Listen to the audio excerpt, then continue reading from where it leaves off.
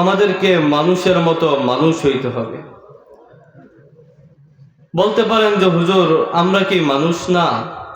আমাদের দুইটা হাত আছে, দুইটা পা আছে, দুইটা চোখ আছে, আমরাও তো কথা বলি, তাহলে আমরা কি মানুষ না? আবার কি শুনাইলেন যে আমাদেরকে মানুষ হইতে হবে? আমার ভাই শুনেন, দুইটা হাত ফেরাউনেরও ছিল, দুইটা পা নমরুদেরও ছিল। সাদ্দাত কথা বলতে পারত, আবু জাহেল, আবু লাহাব ওরাও কথা বলতে পারত, ওদেরও জবান ছিল, ওদেরও হাত পা সবই ছিল, কিন্তু ফেরাউনকে কেউ মানুষ বলে না, নমরুদকে কেউ মানুষ বলে না, সাদ্দাতকে, আবু জাহেল, আবু লাহাব এদেরকে কেউ মানুষ বলে না। এরা হচ্ছে আকৃতিতে মানুষ। আকৃতিতে মানুষ হইলে সে মানুষ না। মানুষ তখন মানুষ হয় যখন এই মানুষ আল্লাহর হয়। শুনতেছেন প্রিয় বন্ধুরা? মানুষ তখন মানুষ হয় এই মানুষ যখন সেজদাওয়ালা হয়। মানুষ তখন মানুষ হয় এই মানুষ যখন আল্লাহকে চিনে, আল্লাহকে জানে, আল্লাহকে বোঝে, তখন মানুষ মানুষ হয়। আমরা মনে করি যে আমাদের যদি অনেক টাকা থাকে, অনেক সম্পদ থাকে, অনেক ক্ষমতা থাকে, তাহলে আমরা সমাজের মধ্যে দামি মানুষ হইতে পারবো, আমরা সম্মানের অধিকারী হইতে পারবো, মানুষ আমাদেরকে মর্যাদা দিবে, আমরা অনেক কিছু হয়ে যেতে পারবো। আহা, এই ধারণা যারা হৃদয়ের মধ্যে পোষণ করে, আমি তাদেরকে জিজ্ঞাসা করতে চাই, আচ্ছা, ফেরাউনের কি অনেক টাকা ছিল না? নমরুদের ক্ষমতা ছিল না? সাদ্দাতের সম্পদ ছিল না? আবু জাহেলদের টাকা পয়সা ক্ষমতা ছিল না? ফেরাউন টাকা পায়া, ক্ষমতা পায়া, সম্পদ পায়া বলছে আনা রব্বুকুমুল আলা, আমি সবচেয়ে বড় খোদা। শেষ পর্যন্ত নীল নদের মধ্যে ডুইবা ডুইবা মরছে। নমরুদের তো টাকার অভাব ছিল না, ক্ষমতার অভাব ছিল না, সম্পদের অভাব ছিল না। নমরুদ টাকা পায়া, ক্ষমতা পায়া, সম্পদ পায়া বলছে আনা রব্বুকুমুল আলা, আমি সবচেয়ে বড় খোদা। নাউজুবিল্লাহি তাআলা মিন জালিম। তো নমরুদ শেষ পর্যন্ত পরিণত কি হয়েছে? জুতার বাড়ি খেয়া দুনিয়ার থেকে গেছে। সাদ্দাতের টাকার অভাব ছিল না, ক্ষমতার অভাব ছিল না, সম্পদের অভাব ছিল না। সাদ্দাত টাকা পায়া, ক্ষমতা পায়া, সম্পদ পায়া আল্লাহর সাথে টক্কর দিছে, বলছে আমি আসমানের মালিকের জান্নাতে যাব না। সাদ্দাত নিজের জান্নাত নিজেই তৈরি করছে। যখন জান্নাতের মধ্যে ঢুকবে তো মালাকুল মউত এসে উপস্থিত হয়ে গেছে। কোথায় গেল ফেরাউনের টাকা? কোথায় গেল তার সম্পদ? কোথায় গেল তার ক্ষমতা? বলেন, ফেরাউনের টাকা পয়সা ক্ষমতা ফেরাউনকে আল্লাহওয়ালা বানাইতে পারছে? নমরুদের টাকা পয়সা ক্ষমতা নমরুদকে কামিয়াবি করতে পারছে? সাদ্দাতের টাকা পয়সা ক্ষমতা সাদ্দাতকে আল্লাহওয়ালা বানাইতে পারছে? না। আমার ভাই, টাকা পয়সা ক্ষমতা যদি মানুষকে দামি বানাইতে পারত, তাহলে ফেরাউন দামি থাকত। আরেকদিকে দেখেন, হযরত বেলাল রাদিয়াল্লাহু তাআলা আনহু, টাকা ছিল না, ক্ষমতা ছিল না, কোনো বংশ পরিচয় ছিল না। কোথায় সে আফ্রিকা, ইথিওপিয়া বাড়ি বেলালের? বেলালেরও তো দাম কোথার থেকে, কেমন দাম!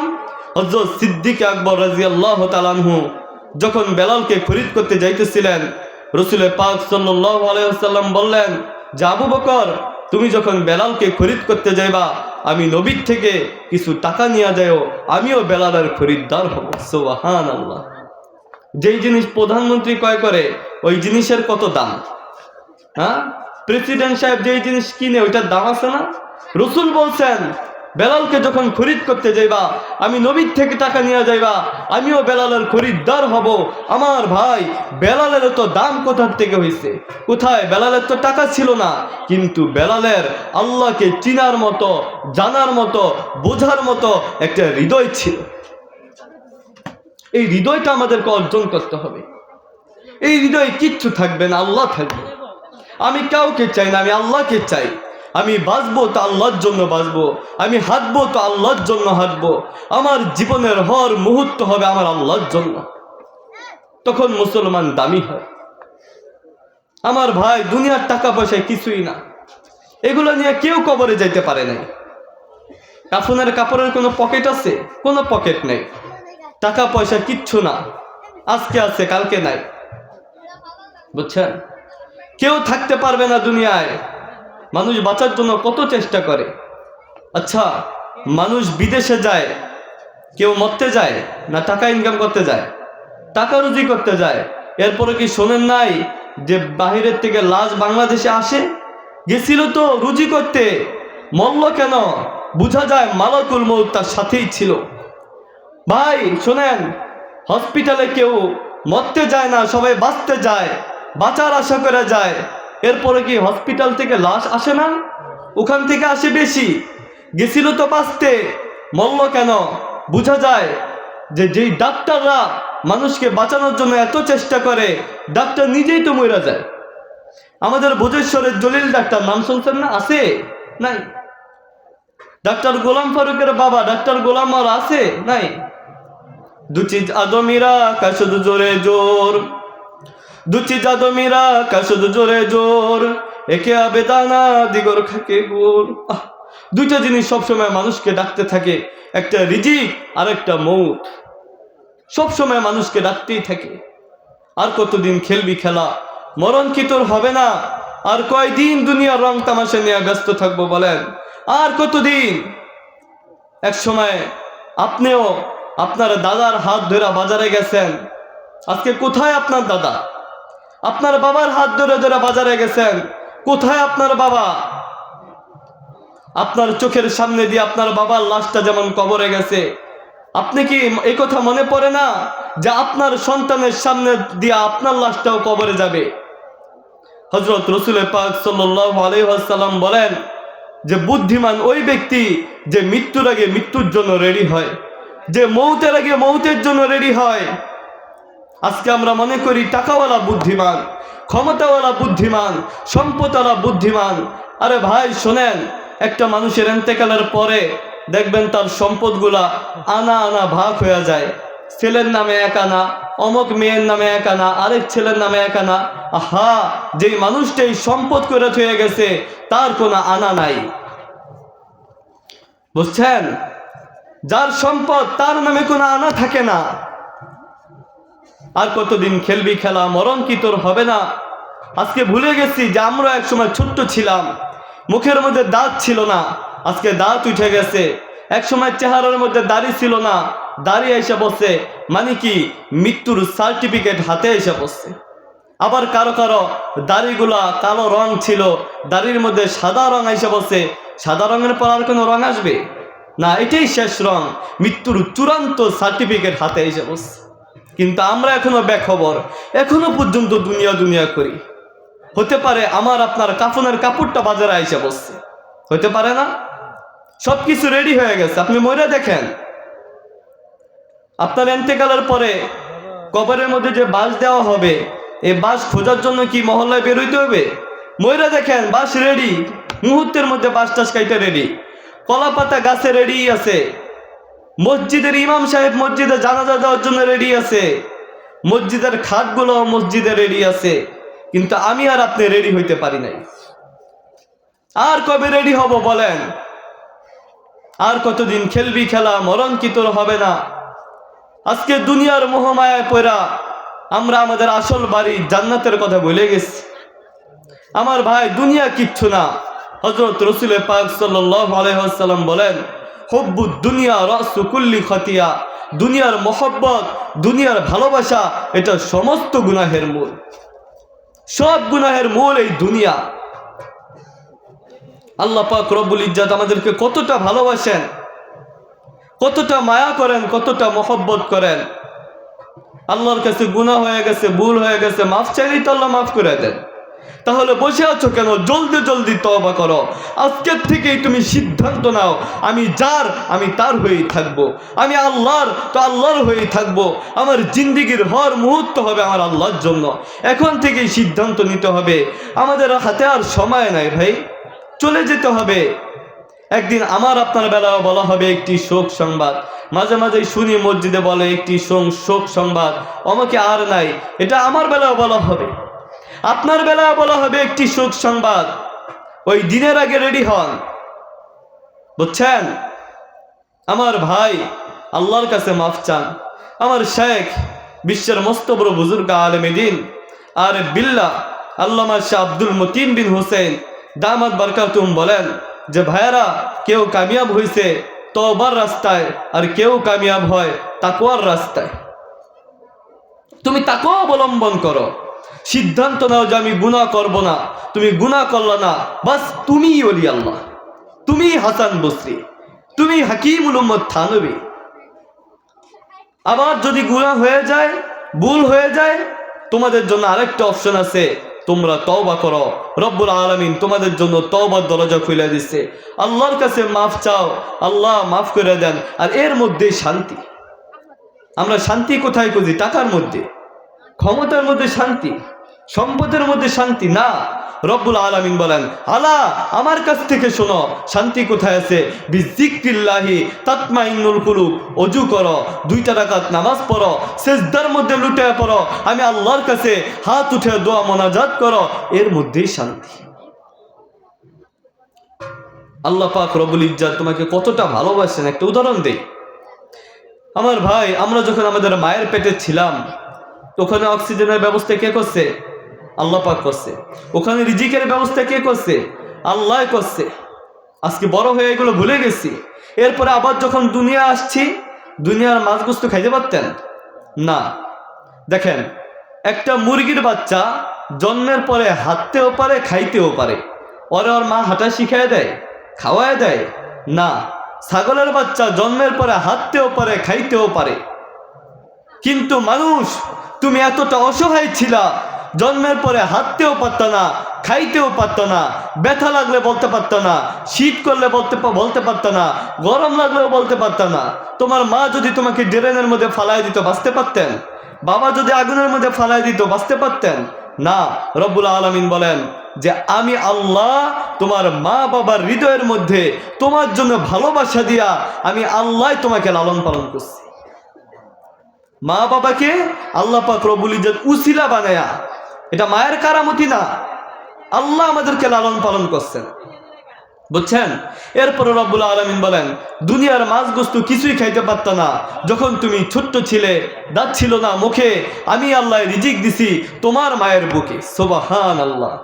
আল্লাহ পাক রব্বুল ইজ্জত বলেন যে তুমি দুনিয়ার কিছুই খাইতে পারত না, তোমার মায়ের স্তনের রক্তগুলোকে দুধ বানায়া আমি আল্লাহ তোমার রিজিকের ব্যবস্থা করছি। কি আল্লাহ! সুবহানাল্লাহ। আমার ভাই শুনেন, এখন বলেন যে হুজুর, এখন তো আমারটা আমি খাই, ধানের গাছ আমি লাগাই, শশার বীজ আমি লাগাই, কোমর গাছ আমি লাগাই, ফসল আমি করি। তাহলে একটা উদাহরণ শোনেন, এই যে মাটি, এই মাটিকে আল্লাহ পাক রব্বুল ইজ্জত কতটা শক্তি দিছে জানেন? এই মাটিতে প্রতিদিন লক্ষ লক্ষ মানুষ খায়া ফেলায়। এই যে আমরা মানুষগুলো যে দাফন করি, মাটি খনন করার পরে মানুষ পাওয়া যায়, মাটিতে খায়া ফেলায় না? বৃদ্ধ মানুষের দাঁত পাটার উপরে রাখা হাতুর দিয়ে বাড়ি দিলে দেখবেন ভাঙবো না, দৌড় দিব, শক্ত না?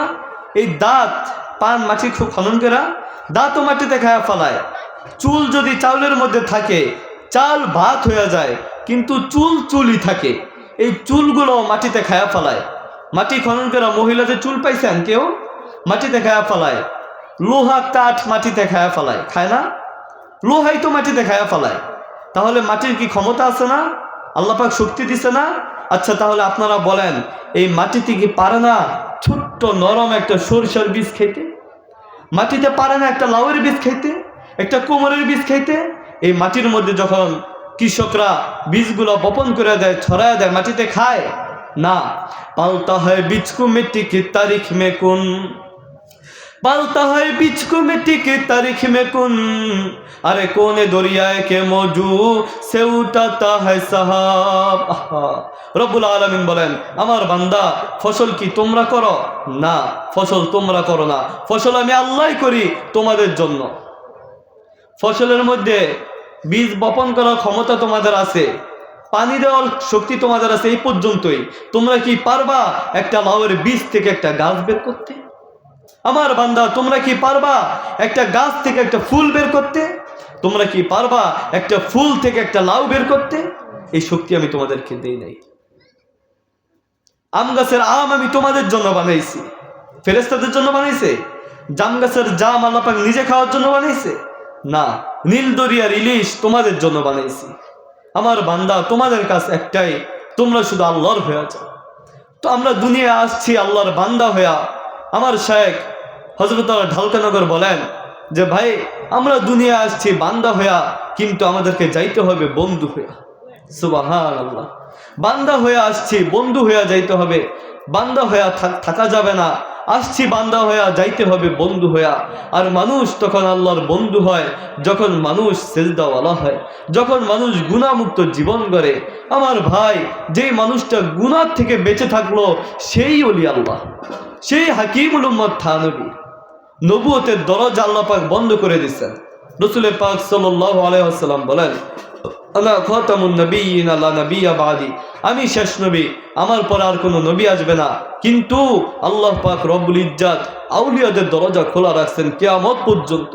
মানুষ চাইলেই কিয়ামত পর্যন্ত হাকিমুল উম্মত থানবী হইতে পারে, মানুষ চাইলে জালালউদ্দিন রুমি হইতে পারে, মানুষ চাইলেই হযরত বাইজিদ বুস্তামি হইতে পারে। শুধু তার কাজ একটাই, গুনাহমুক্ত জীবন গড়া। আমার ভাই, আমাদের এই দুনিয়ায় কাজ একটাই, আমরা ভালো মানুষ হব, গুনাহমুক্ত জীবন গড়ব। মানুষ ঢাকায় যায় কোনো একটা চাকরির খোঁজে বা চাকরি করার জন্য গেলে, সারাদিন তার ডিউটি, অফিসে চাকরি করে, তো আসরের পরে একটু ফ্রি টাইম সে টিউশনি করে। আসরের পরে ফ্রি টাইম এর জন্য একটু টিউশনি করে। তার মূল উদ্দেশ্য কি? গেছে কি টিউশনির জন্য? চাকরির জন্য গেছে। টিউশনি সুযোগ পাইছে জন্য করে। এখন সে যদি চাকরিকে অবহেলা করা টিউশনিকে গুরুত্ব দেয়, সে কি বুদ্ধিমানের কাজ?